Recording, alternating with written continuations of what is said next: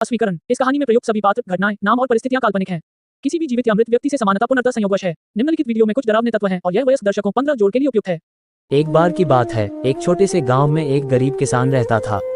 उसका नाम रामू था। रामू के पास बहुत कम जमीन थी और उसे अपने परिवार का पालन पोषण करने में कठिनाई हो रही थी।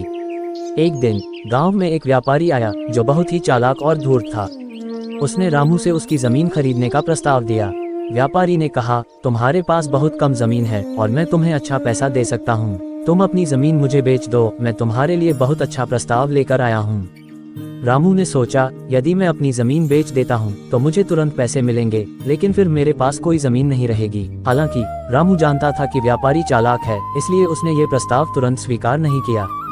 रामू ने व्यापारी से कहा, ठीक है, तुम मेरी जमीन खरीदने के लिए तैयार हो, लेकिन मुझे एक शर्त है।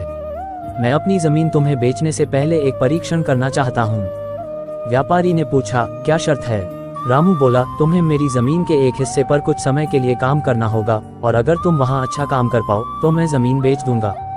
व्यापारी को लगा कि यह तो कोई बड़ी बात नहीं है, इसलिए उसने हामी भर दी। वह रामू की जमीन पर काम करने लगा।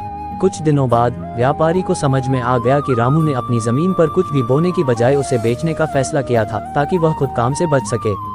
रामू की चालाकी से व्यापारी समझ गया कि वह अपने प्रस्ताव से फंस गया है।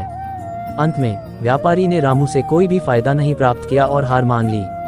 रामू ने अपनी समझदारी और चतुराई से व्यापारी को मात दे दी। ये कहानी यह सिखाती है कि संकट की स्थिति में भी बुद्धिमानी से काम लेकर हम किसी भी समस्या का समाधान निकाल सकते हैं। अगर आप ऐसे कार्टून वीडियो देखना चाहते हैं तो हमारे इस चैनल को लाइक और सब्सक्राइब कर लें ताकि ऐसे कार्टून वीडियो सबसे पहले आप तक पहुँचे।